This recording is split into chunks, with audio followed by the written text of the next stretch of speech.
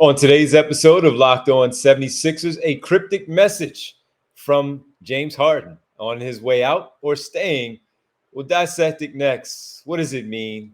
Locked On 76ers. You are Locked On 76ers, your daily Philadelphia 76ers podcast. Part of the Locked On Podcast Network, your team every day.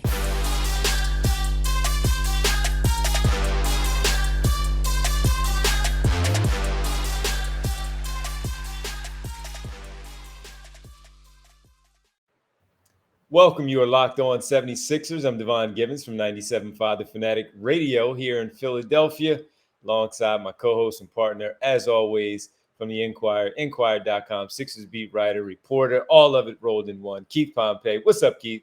What's poppin', D? How you doing, man? Happy Friday, man. Happy Friday to us. Yes. It's good to get here.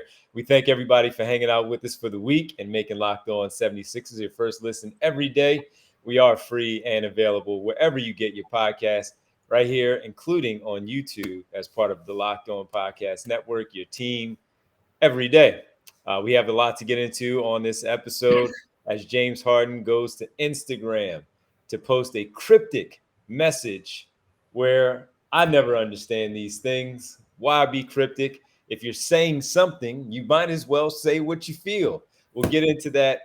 Next, we'll talk about a report that has, if James Harden is out, maybe his longtime teammate, running mate, and friend, PJ Tucker, could potentially also be on the move.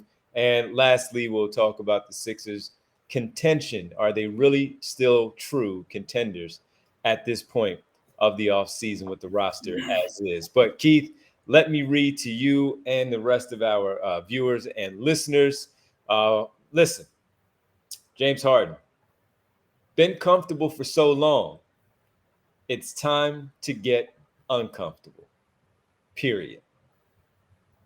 Okay, dude. All right.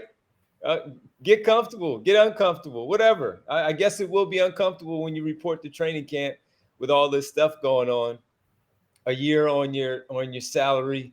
You are a very, very good player still in this league. You're not a star, so, I mean, you are still a star, but you're not a superstar in terms of your standing as a franchise player in this league anymore, but you are a very good player, all-star worthy candidate, of course. Uncomfortable. The Sixer fans are uncomfortable because they thought this was going to be a relatively easy offseason to just discuss, should we just simply run it back as fans, saying, should we run it back? And right now, you are making the Sixer fans uncomfortable. And secondly, or third, if you're going to say this, just say it. There's no point of having people go through all of these different types of emotions of trying to figure out exactly what you mean. Do you mean that you have to be a little uncomfortable in accepting your role for what it is coming back here on the final year of your deal? Or that you're going to do the fat suit thing that everybody's joking about and coming into the start of training camp once we get ready, first for media day, and then a day later, start of training camp. I don't know what it means, Keith. Again, if you're going to do a cryptic message and you have the you-know-what to do that, just say what you mean. Yeah, I agree 100% with you because, you know, when I initially saw it, I was thinking, okay, it's about to get real, or there's a threat that is about to get real. But at the same time, when listening to you and thinking, seeing the things you said, what does that mean? Like, you're right. Uncomfortable can mean various different things. Now the thing is, it's kind of like the one thing that we got to realize is a lot of stuff has been via social media from James and via the media from James and Daryl's end. It's kind of like they're laying out messages about what they intend to do or what they don't intend to do. And it's one of those things where it's kind of like nothing is really coming out of this besides these messages. And this one was extremely cryptic. You're right. I've been comfortable for so long. It's time to get uncomfortable.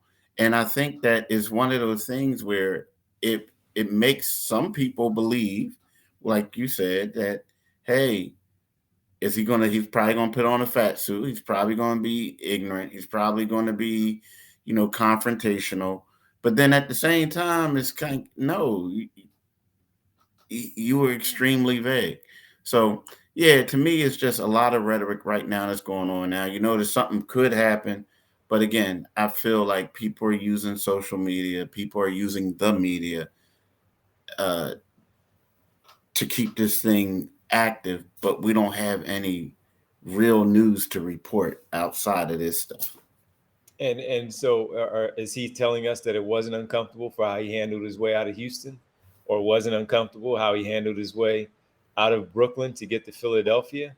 Is that what he's telling us? And again, that leaves us to sit here and speculate and guess on what he's actually talking about because of how he worded this message there on social media. So, Mm-hmm. who knows what this means? And the only thing that you can think of it is really on the one where you lean more towards one direction is I'm going to make it difficult once we get to training camp, or I'm going to make it difficult for Daryl Morey for the first time in our long time history partnership that we've had. I'm going to make this thing uncomfortable. Well, you also make it uncomfortable for your teammates too, because they didn't do anything. Your beef is with the front office, not the teammates, but they have to deal with this stuff. So be a professional, man. Come in there and do your job and let the chips fall where they may. You asked out, you handle it the right way. You still, I would imagine, would still have your representation in as far as your agents, where you're not moving on from your agents. You let them do their part by speaking to the Sixers in the front office, and again see what happens in terms of a deal. Just do that and not make things weird for everybody else just because of your unhappiness and your frustration contractually with the 76ers overall as an organization. I agree. I agree with you 100%. It's just, I don't know, man. Like I keep saying to you, drama, drama, drama. And it's For no reason. for no reason. Yeah. Yeah. Still getting paid $35 million, by the way. So there's that. All right. One of the other guys that could be on the move, maybe if James Harden is involved in some sort of trade and is sent elsewhere, could PJ Tucker also be on the move? A report's out there. We'll tell you what that report was. We'll get into it next, right here on Locked On 76ers. What I want to let's see. The thing that I want to talk to you guys about today is talk to you about FanDuel, right? FanDuel. We talked about FanDuel yesterday, and we're going to talk about it again today. The thing about FanDuel is like you can take your first swing at betting MLB on FanDuel and get 10 times your first bet amount in bonus bets up to $200. That's right. Just bet $20 and you'll land $200 in bonus bets, win or lose. That's 200 you can spend betting everything from the money line to the over under to who you think is going to get the first home run. All in an app that's safe, secure, and super easy to use. Plus, when you win, you can get paid instantly. There's no better place to bet than on MLB than FanDuel, America's #1 sports book. So sign up today and visit fanduel.com/locked on to get up to $200 in bonus bets. That's fanduel.com/locked on. FanDuel, official partner of Major League Baseball. Welcome back to Locked On 76ers. Thank you for making Locked On 76ers your first listen every day, everydayers. We'll talk to you on Monday as we begin the new week for Locked On 76ers. Keith, in a report from Hoops Hype, Mike Scotto, a good guy out there covering the league for a very long time. Mike put out a story on Hoops Hype, and he said here in the piece, PJ Tucker, Harden's longtime teammate with the Rockets and Sixers, has come up in trade discussions between the 76ers and Clippers, league sources told Hoops Hype. Clippers covet Tucker's ability to guard multiple positions and defend the league's top opposing scorers. He gets into the money as well as he ends the piece there in the story. So, What do you make of that? I'm not all that surprised because of their relationship. Part of the reason outside of Joel Embiid is because James Harden was here. Is why PJ Tucker also decided that it was easy enough to join Philadelphia. So not all that surprising, but it is out there in terms of this report from Mike. What do you make of it? It's weird. Like, when they're saying like they covered him and they covered his ability to guard multiple positions, but you can say the same thing about Marcus Morris. I mean, there's a couple other players that they have on there who can guard multiple positions. So to me, I look at it more or less as more so of this is James's guy right now in the depth chart that we saw that was leaked. When you listen to Daryl Morey saying that DeAnthony Melton, there's a great chance that he could start. Well, we saw the depth chart. Well, PJ was a backup. PJ doesn't want to be a backup. So to me, that's what is real more so of than that. Like, Marcus Morris or somebody else will get traded here and PJ will go out with James, right? So to me, because PJ is not going to be happy, he's going to be 38 years old soon. He doesn't want to be a backup. So if you're going to get rid of James and PJ came here to play with James, you better get rid of PJ too, because you're going to have some problems. So to me, that's what it was, because when you look at it, they don't even, in the board that came out, he wasn't even listed as a starter. So that's, to me, that's what it's all about. More so than them saying they covered him. Nah, it's like, from what you hear is, Marcus Morris, and it's okay relationship, but PJ is James's guy. Marcus will probably come out here and PJ will go out there. Well, again, not all that surprising. Not surprising to hear you also say that Tucker believes he's still a starter in this league. I'm indifferent on it. Not really, because I do think there are times where I'm feeling he should come off the bench. But then I also look at it with his age and all. Does it make more sense for him to be the starter, beginning the game right away and just get ramped up immediately versus sitting and coming off the bench because of all that stuff, where somebody like DeAnthony Melton can just come in and make an impact, whether he's starting or coming off the bench in that way. And because Tucker plays a different type of basketball where it's just about the defense and all the all the intangibles that he brings to the game versus someone like DeAnthony Melton. So again, if I looked at the Sixers right now, which we will do in our final segment, yeah, I would probably. We talked about this last week. Open competition, because it shouldn't be set in stone that PJ Tucker should be a starter, because you may want some other things in the starting five to go with Nick Nurse's team, and it might work out best in that way. So everything should be on the table. But again, not all that surprised that his name is brought up in the conversation the way that it was in the story that Mike had written and based on the information that he got. Because like the thing is, like, you also have Nicholas Batum on that team. I know Nicholas Batum is getting older too. So is Marcus Morris. But you mean to tell me, and I like PJ. I think, PJ brings, he's a selfless guy. He does a lot of other things.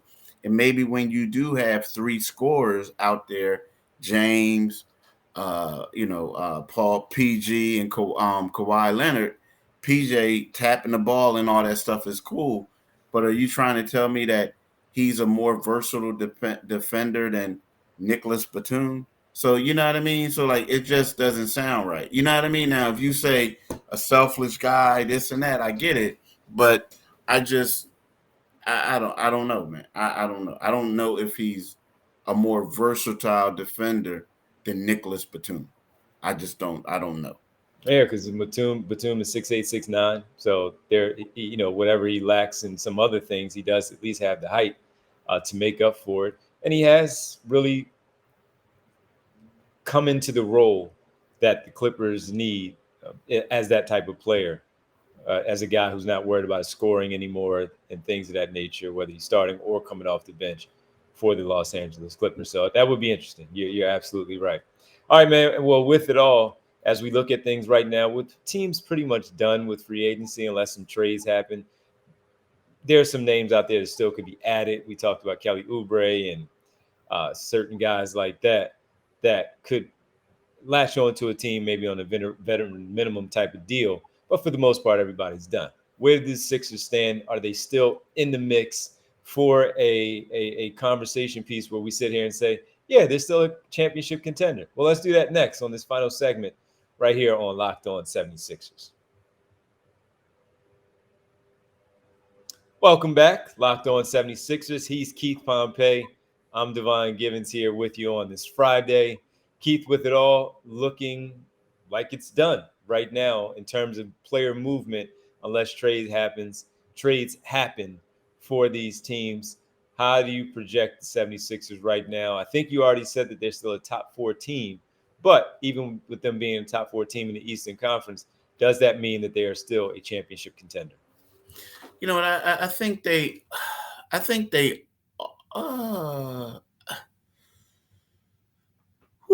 a great question, D. Like I think they're. I don't know. Looking at them right now, if they're going to. So, like, I mean, a lot. You know what? I'll start while you still try to figure it out. I'll start. Because I do think as long as Joel Embiid, even with all his faults, the warts that are in his game, and not being able to take his team over the hump, I still say yes for that reason. You have some very good veterans in James Harden, PJ Tucker, Tobias Harris for as long as they're here.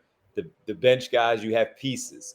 Tyrese Maxey, I expect to take, I don't know how big of a step, but another step in his overall development as a young player in this league. And we also saw that the other teams are vulnerable as well.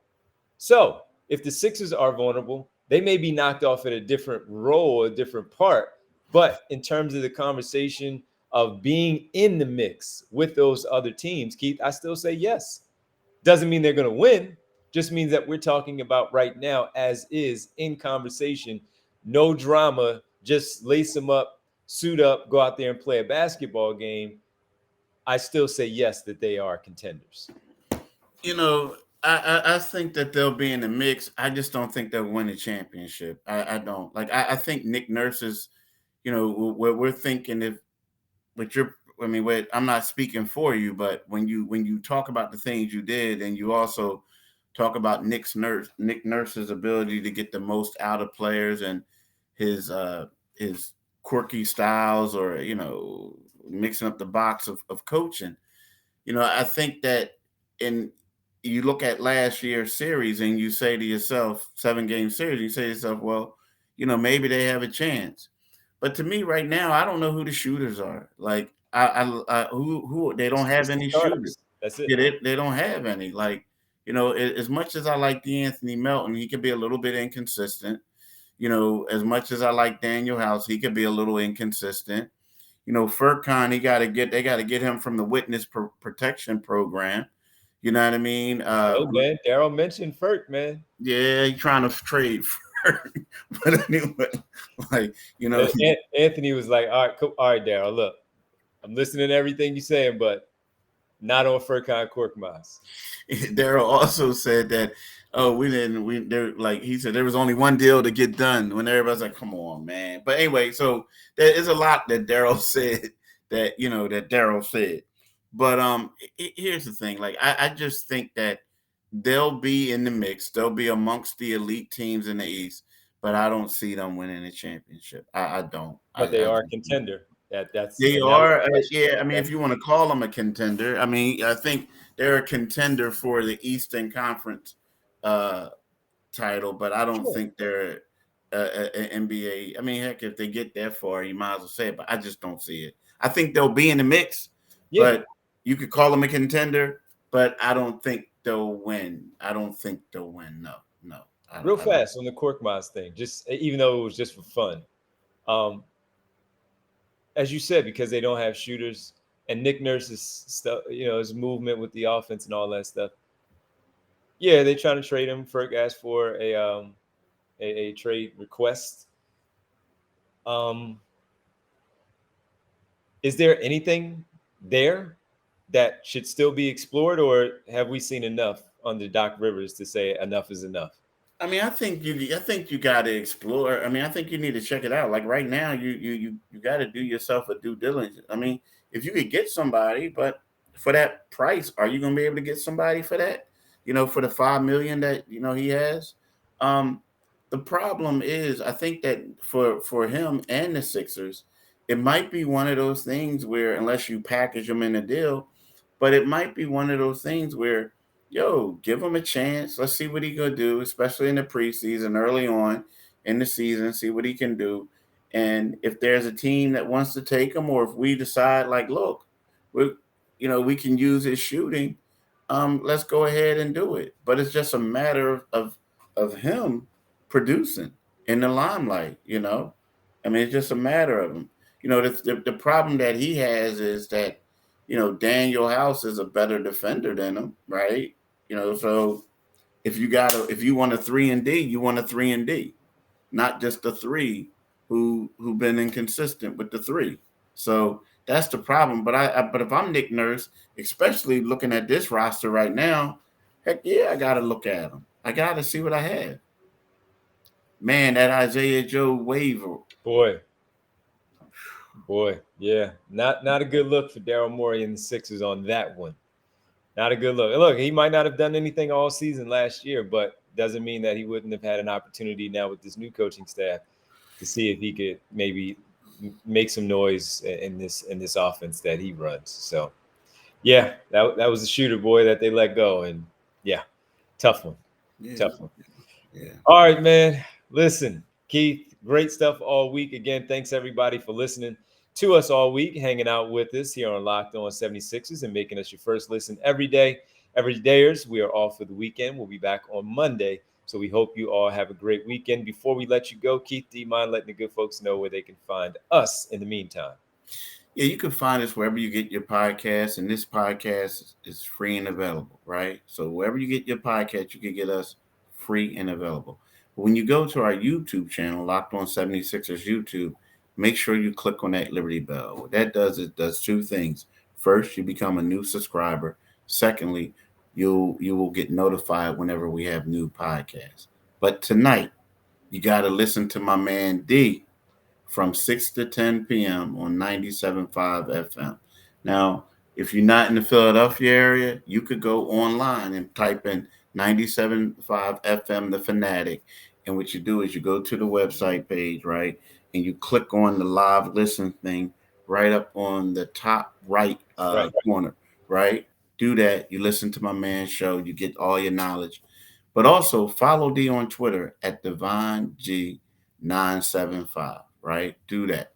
You can follow me on Twitter at Pompey on Sixers, and you can read the Philadelphia Inquirer for Sixers coverage. And online, that's Inquire with an I, Inquire.com. All right, man. Keith, have a great weekend, man. And we'll catch up next week. Thanks, man. Same to you, bro. Same to you. All right.